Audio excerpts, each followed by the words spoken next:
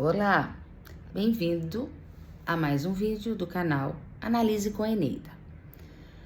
Hoje eu gostaria de deixar registrado para vocês algumas semelhanças e diferenças entre grupos psicoterapêuticos, oficinas terapêuticas e grupos operativos. Até porque foram formas de atendimento que eu citei nos vídeos anteriores, que eu empreguei nos meus atendimentos nas instituições das quais eu narrei nos outros vídeos. Bom, existe também, na minha opinião, para essas três categorias de atendimento grupal, uma coisa em comum. Primeiro, eu vou destacar as diferenças. O grupo psicoterapêutico, ele costuma reunir pacientes que produzem uma demanda, vão ao atendimento psicológico e que conseguem participar do grupo. Já eu explico esse conseguem. Geralmente, as questões são mais diversificadas, elas não giram de uma forma mais debruçada num tema comum. O tema comum é o trabalho da angústia, a superação das dificuldades, enfim. E o grupo, vamos dizer assim, ele também tem uma característica diferente dos atendimentos psicoterapêuticos individuais, porque às vezes no grupo são ditas coisas entre os pacientes que um terapeuta, por até uma questão de cuidado para não cair num aconselhamento, não diria. E claro que nós, como terapeutas, precisamos estar cuidadosos com isso para que os integrantes não tomem aquilo como uma bula de receita. Então vejam bem, mais pessoas com mais questões também demanda um trabalho mais cuidadoso, mais atencioso. Quem pode participar de um grupo psicoterapêutico? Bem, pessoas, eu falei, assuntos diversificados, mas vamos dizer assim, talvez que não destoem tanto. Por exemplo, uma pessoa enlutada. Uma pessoa enlutada, ela está num momento muito voltado para si mesmo. Até colocar num grupo pode ser difícil para ela. E ela demanda muita atenção. Essa questão do tempo disponível para um atendimento, é importante da gente verificar a quantidade de pessoas que você vai colocar nesse grupo, mas não apenas a quantidade, tá? A problemática e a forma como cada um costuma se posicionar e se dirigir ao outro. Vamos supor, uma pessoa que seja muito solicitante de atenção, que ouça e de falar, pode, vamos dizer assim, destoar e ficar difícil, né? E as pessoas podem se sentirem menosprezadas pelo grupo, com menos atenção, e ali é uma coisa por igual, que todo mundo tem o mesmo direito.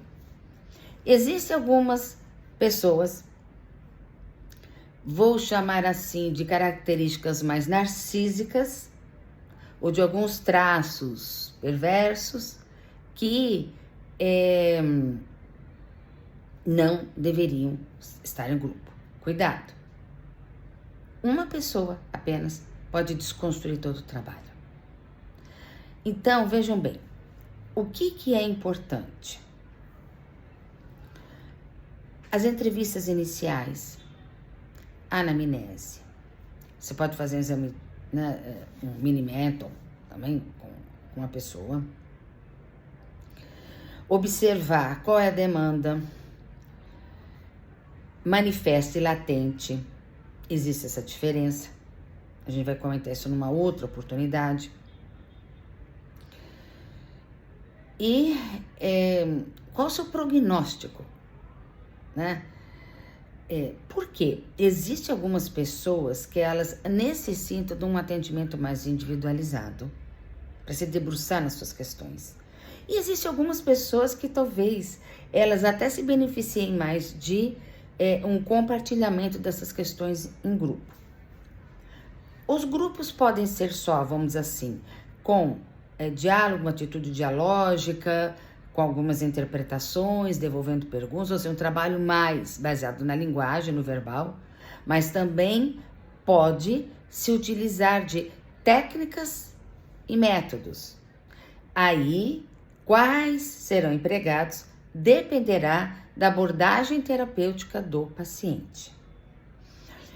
Podem ser realizados grupos, grupo psicoterapêutico, isso vale para grupo psicoterapêutico, vale para oficina terapêutica e vale para grupos operativos. Você pode agrupar pessoas, crianças, adolescentes, adultos mais maduros. Tá? Às vezes você colocar um adulto com uma trajetória de idade maior com um mais novo talvez não seja muito interessante, mas o que vai determinar? Como é que a gente vai saber? Escutar, entender a demanda do paciente e a estrutura do paciente. Tá? Então isso é muito importante.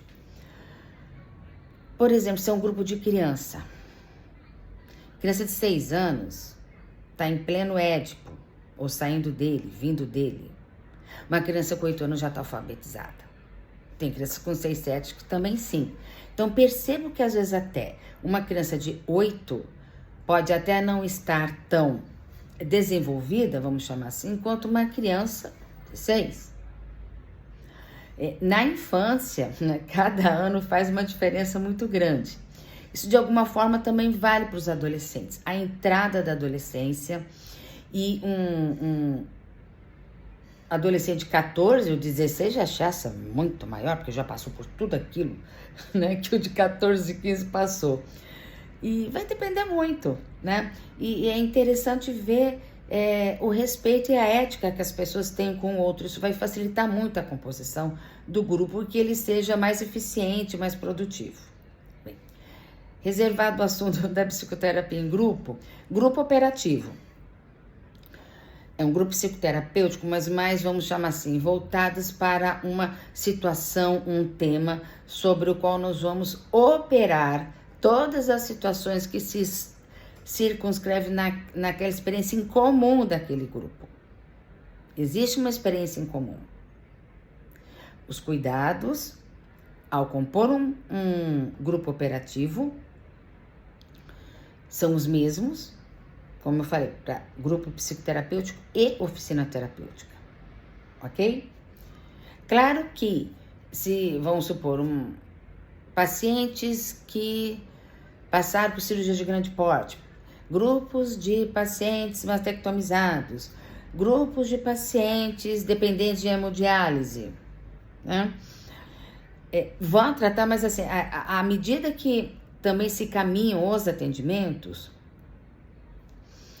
isso meio que vai ampliando e que as questões pessoais vão também sendo colocadas e favorecendo o entendimento do adoecimento, de como a pessoa lidou com a doença, de como ela lidou com a recuperação dela. Ok? E as oficinas terapêuticas? Podemos dizer que são grupos psicoterapêuticos, mas que nós usamos um recurso terapêutico específico. Que recurso é esse? Podem ser diversos. Jogos de RPG adaptados, dramatização, mosaicos, pintura, modelagem, artes, oficina de passeios para a instituição, vamos supor, de CAPES, pintura. Mas e aí? O paciente vai para qual? Com a experiência que nós tivemos no programa de extensão Cada Doido com a Sua Mania da UFES, nós pudemos acumular alguns dados clínicos, né? Levantar muitas evidências interessantes. Vou dar um exemplo. O recurso terapêutico da pintura se mostrou muito eficaz em pacientes depressivos, com pacientes com distorção da imagem do corpo. Distorção da imagem do corpo não é lesão corporal e não pode ser confundida com psicomotricidade. Nós temos uma imagem, a gente ergue um psiquismo, a gente faz uma identificação sexual, a gente faz uma escolha de objeto sexual e a gente também nisso constrói uma imagem como se isso fosse, vamos dizer assim, dar o nosso escopo que nos resguarda. Tá? As oficinas terapêuticas também podem ser utilizadas com crianças, com adolescentes e com adultos. Ok? E vamos dizer assim, essas são as informações mais importantes ou iniciais que eu gostaria de trazer na apresentação dessa forma de trabalho. Possibilidades de trabalhos em grupo são muito importantes dentro das instituições públicas, porque você pode oferecer uma forma, né, um acesso psicoterapêutico de qualidade, de eficiência e eficácia, podendo dar uma maior cobertura de número de pacientes, porque a demanda é violentamente grande. Mas não quer dizer que também não possa acontecer nos consultórios, só que às vezes para um terapeuta só é um pouco difícil de você reunir ao mesmo tempo pacientes que você possa colocar num grupo, pelas questões que eu coloquei na escolha da psicoterapia de grupo, porque às vezes não é o momento da pessoa estar, nem a estrutura psíquica compatível para estar num grupo. Enfim, tá? Esse é o meu recado de hoje. Eu agradeço por vocês terem me ouvido até o final. E aquele famoso triplo C. Curta, comente e compartilhe, tá? Obrigada e até uma próxima oportunidade. Tchau!